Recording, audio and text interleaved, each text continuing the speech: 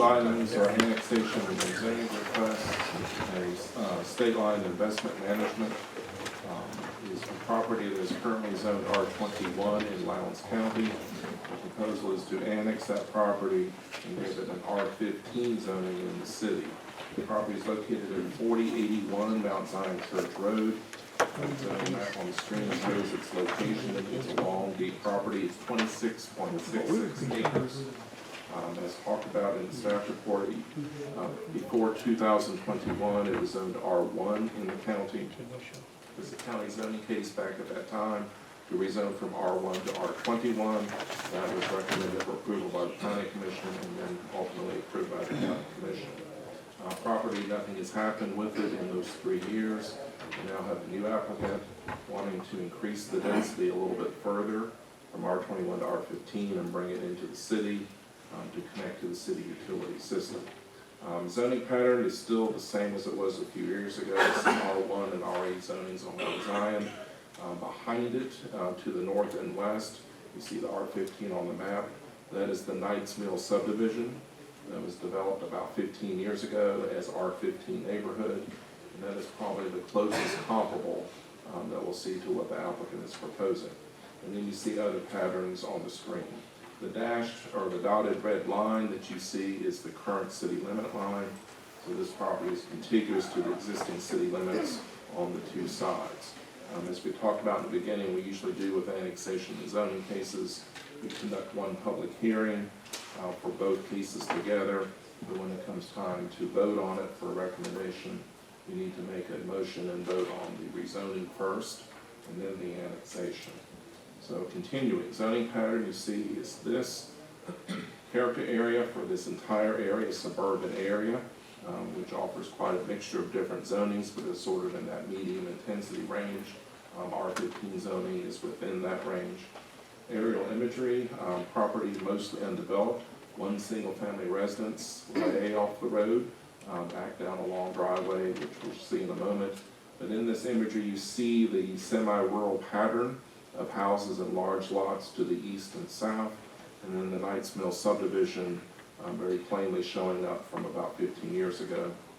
Notice on the area where you see an existing pond in the rear of this property. When you look further into the packet, the developer is proposing to treat that as an amenity for the subdivision as a community open space and park. And more on that in a moment. Survey of the boundary is in your packet showing the 26.66 acres. Some photographs from nearby. Subject property has been for sale for a good while. The view way up the driveway toward the existing residence, back in the back. Some of the adjacent properties, I think this is a house to the west on Mount Zion Church Road, looking eastward down Mount Zion away from the subject property. And then across the street you see some of the rural residential type uses. And then by contrast on the north and west side is the Knights Mill subdivision. This is the entrance road from Knights Academy Road. And then some of the houses that are there, again, these were developed starting about 15 years ago. That's some very nice home sites under R15 standards. In your packet is a conceptual layout showing what I think is 52 lots plus a large open space under R15 standards. You notice in the back that pond, which is really two ponds that they will probably need to combine together. The engineering of how that pond mechanics needs to work is still to be determined. That will likely determine the final layout of lots in this area. So 52 is a ballpark. Remember, this is a rezoning case. We don't approve the subdivision plat, but simply put in the development standards. So about 52 lots. Some handouts that I left in your stations for 3 of you came straight from the applicant this afternoon. It is some more detailed design of the entrance, which you don't see on this slide too well, but it's in your packet. What they're showing is, I think, a 15 or 20 foot wide buffer strip along Mount Zion, which means no access for individual driveways from these homes onto that main road. All of the lots would face the interior. They're proposing to landscape that pretty heavily and also do a very nice boulevard style entrance that you see on the drawing. So if you can pass those around, you can see the handout is 3 pages and some different graphics. So again, the zoning is currently R21. The proposal is to go to R15. differences between R21 and R15 is that of lot size. 21,000 square feet for R21 is about a half acre. R15 is just a little bit more dense. But if I understand from the county's development regulations, there's also some uses that are different. R21, I think, allows duplexes and also freestanding mobile homes. R15 zoning in the city does not. It is single-family residential only, which might be an important distinction if we really get into comparison of the districts. So with all of that, given the pattern of the surrounding area, mainly the adjacency to R15 neighborhood, which is the most recent thing developed around here, staff is recommending approval after finding consistent with the comprehensive plan, the standards for exercise of zoning power, and of course approval of both the rezoning and the annexation. The applicants are here with their design team, and I'll be glad to answer any questions you may have. Thank you, Matt. Commissioners, any questions for Mr. Martin?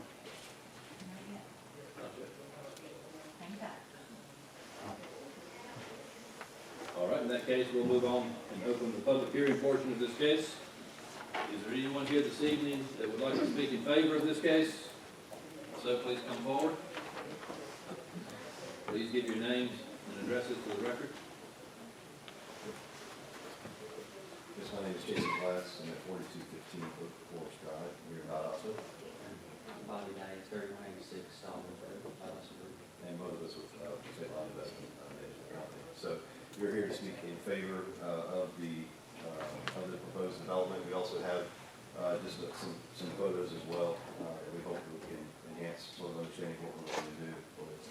And then we've got, as Mr. Martin mentioned, this was previously approved by the county for the development of 37 lots. We were only looking for annexation and incorporating this as an R15. So with a proposal of around 53 or so lots. We do believe that the new development will certainly complement and even meet some of the needs that we have in our surrounding community for more single-family home residential development. Obviously, this will be no mobile homes, no duplexes. These are specifically single-family residential homes. Here's an idea of just a sample of some of the home style that we're talking about. Very consistent and complement even Knight's Mill and developments around the area. So looking to do something that's very consistent with the kind of neighborhoods and quality of development that are already in the area. Some of the other things about this as well is that the total design is meant to really support single-family residential housing, which means even with the layout of the conceptual layout itself, is meant to be something great for families. As you can tell, we've broken up the road network. It prevents people from speeding. It encourages, we'll have sidewalks so that way we can keep in mind the safety of pedestrians and children in the area. There will also be amenities on this. If you could go to the last board, we'll show you some proposed amenities. One is, because there is a pond and things, we will have a playground, but it will be fenced in. We're proposing here a fenced-in playground for residents, as well as some picnic shelters that actually would come up in this area around this back pond over here. So just sort of an amenity feature that could be used by the residents as well. Other things too, with the entryway, we will have a 20-foot landscape buffer that will be off of Mount Zion Church Road. The entryway to this will be pushed to the northern side of the property, to the eastern side of the property there, so that way it doesn't conflict with Hayes Road or any kind of traffic issues there. And on top of that, this is a sort of a sample of an entryway that we have kind of planned. You'll have a single entryway with an island landscape bed in the middle that will produce and then this sort of the type of quality of the style of entryway that we would look to develop on that. So you have a single ingress, egress in and out of the subdivision off of Mount Zion Church Road. So homes will be anywhere between 1,800 to 2,200 square feet or so. Probably minimum 4-bedroom kind of style. Not only are we doing the horizontal development, so not only will we be doing all of the horizontal construction for this, we are also doing all the vertical. So we'll be doing all of the homes themselves too. This is in part two, so that way we can make sure that we're keeping the same standards, same quality of development, those types of things. The neighborhood will have uniform mailboxes, uniform kind of signage, all those kinds of things that helps to protect property values and things for owners in the area. But again, we think it's, between, you know, the amenities, between the style of homes, those types of things, you know, we're in favor of it because we think it does complement already what is being developed in the area on top of servicing, needs that we have for residents, for single-family residential housing in the greater Lowndes area, so. Anything?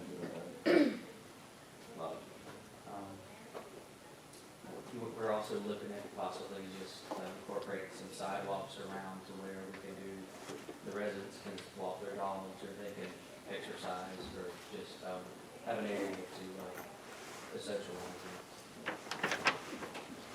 Mr. Glass, I'm sorry, I missed it, I was taking some notes, but what is the average square footage this house is going to be? Anywhere between 1,800 to 2,200 Okay, square feet. I'm sorry, I missed it while I was taking some notes. No problem. Mr. Flash, you mentioned that the only single interest in and out? Is that Correct. right? Correct, and so you can see on the plan there, so we're proposing a single entrance, single egress, right there on the right-hand side of that plan there.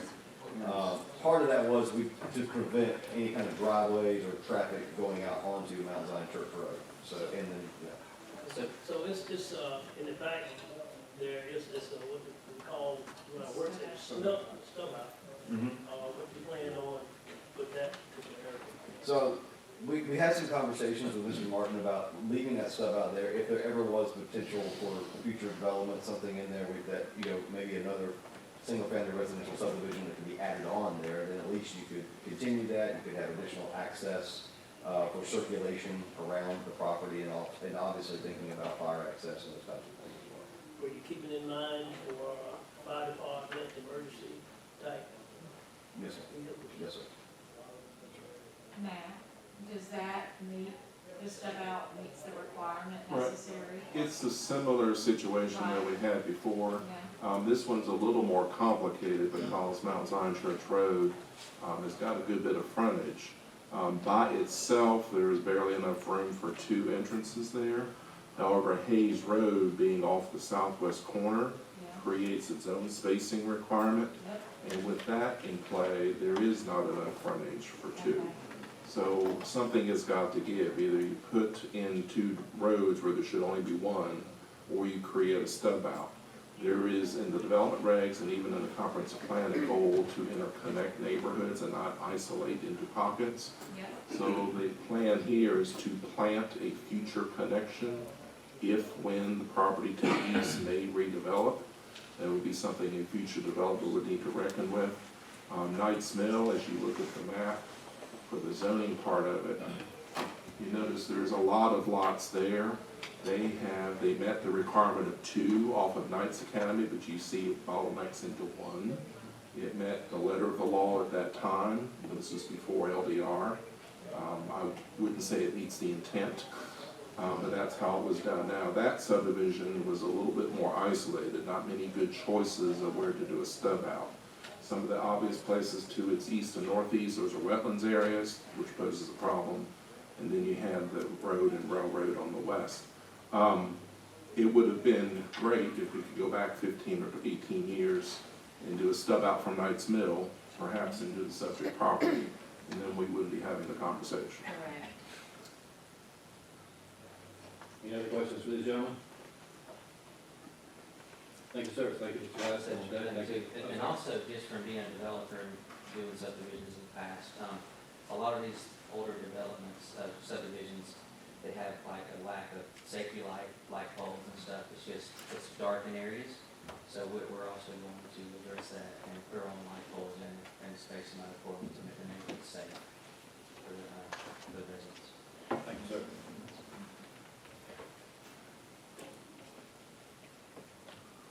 Is there anyone else who would like to speak in favor of this case? So please come forward.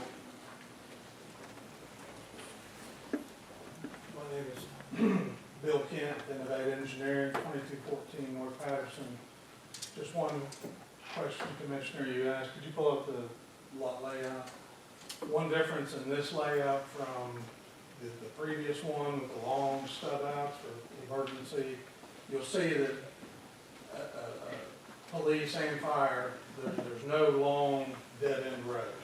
Even if they get to the back, those two cul-de-sacs in the back are short enough, and it's a cul-de-sac, trucks can turn around, so there's not gonna be any long dead end backing and all that. Just wanted to clarify that. And the ponds will be not just an amenity, but they're also the stormwater management area as well, so. Okay, Thank you, Mr. Kent. thank you. Before we go further, I would like to say that even though we will vote on the rezoning and the annexation separately, anyone that would like to speak against this case can address both issues at the same time while they're speaking, if they so choose. So is there anyone here this evening that would like to speak against this case? Please come forward. Morning, good afternoon. Sorry, I must read district, sorry. After the, Sir, could you give your name if you haven't already done so? Your my name? name is Glenn Kep, and I live at 3586 Maxwell Drive. Thank you. Okay. So, I didn't know which one to sign up for, because I have more questions, but, I'm in favor of it being, annexed into the city, because I'd rather see, city sewer in there and city water compared to septic tanks and wells. So I'm in favor for that. If you could pull up the map, this one, right there, okay. My home is, a nice mill at the border, 44, 45, and 46. And the question I have there is, right now there's a ditch that comes from Mount Zion Road, and it ends on the corner of where 43 and 44 would be, and it just abruptly stops there. So there's water in that ditch all the time, and I don't know if that's water's coming out this development or if it's coming from Mount Zion Road. So my question is, what is the plan for that ditch? Because it's going to be in the backyards of 49 through 44. So it's not a good place for children. So are they going to fill that in and put a pipe in there? Because I know there's going to be some kind of drainage from all the rain down to the ponds, but the gentleman here said that hasn't been determined how to do it.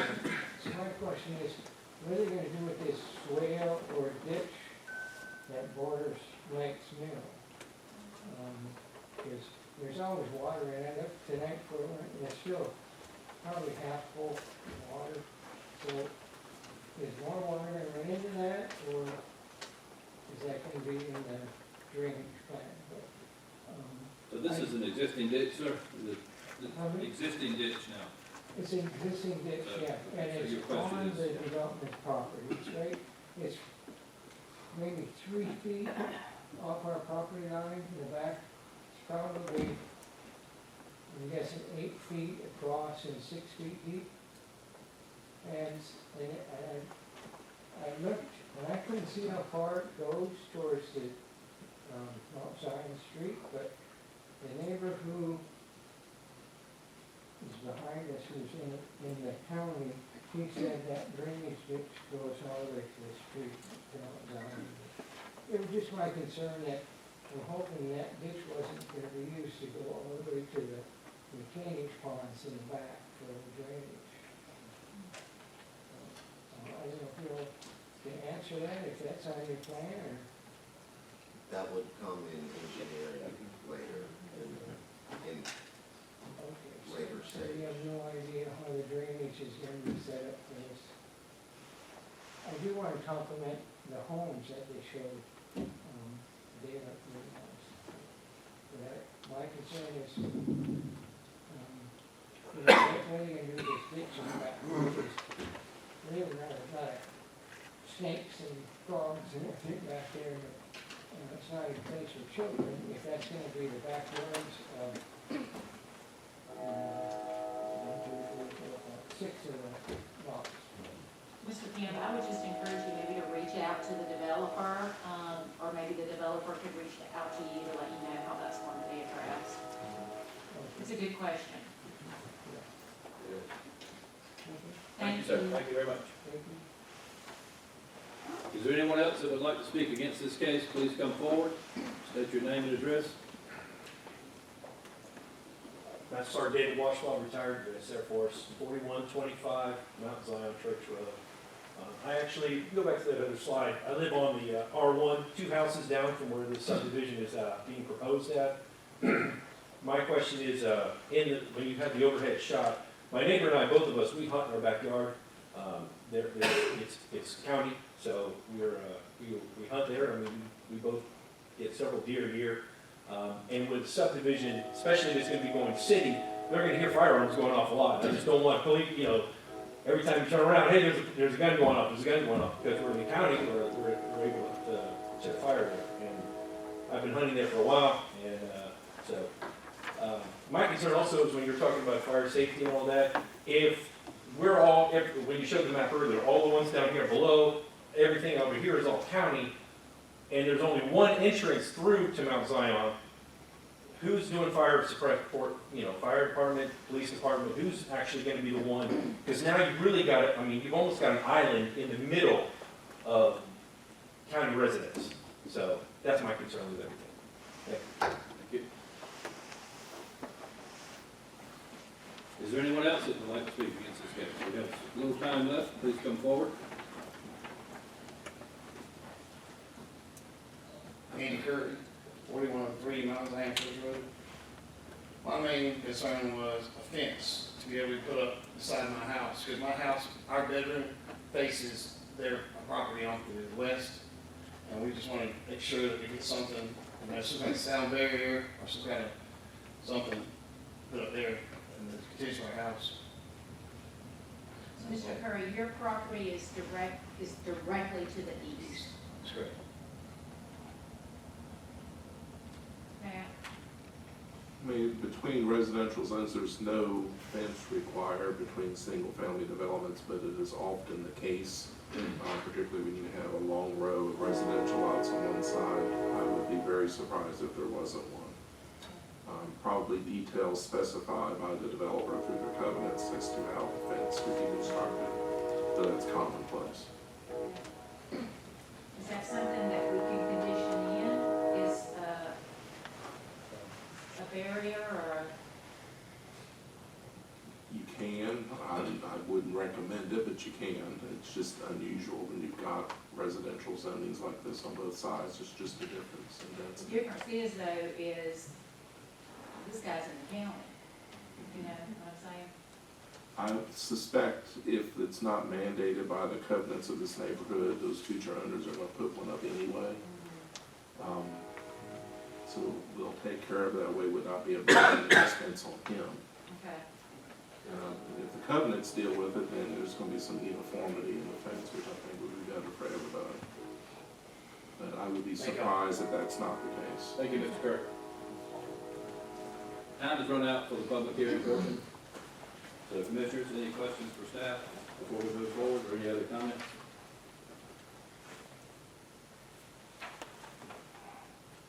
Then I will seek a motion on this case. Mr. Chairman, Yes, sir. from an appropriate land use perspective, for VA 2024-03, this property is consistent with the comprehensive plan, and its development is reflective of the pattern of use immediately around it.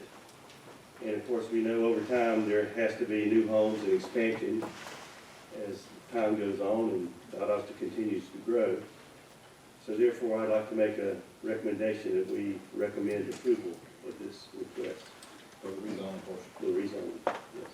All right, we have a recommendation to approve the rezoning portion of this case by Commissioner Wiles. Is there a second? I'll say. Second by Commissioner Webb.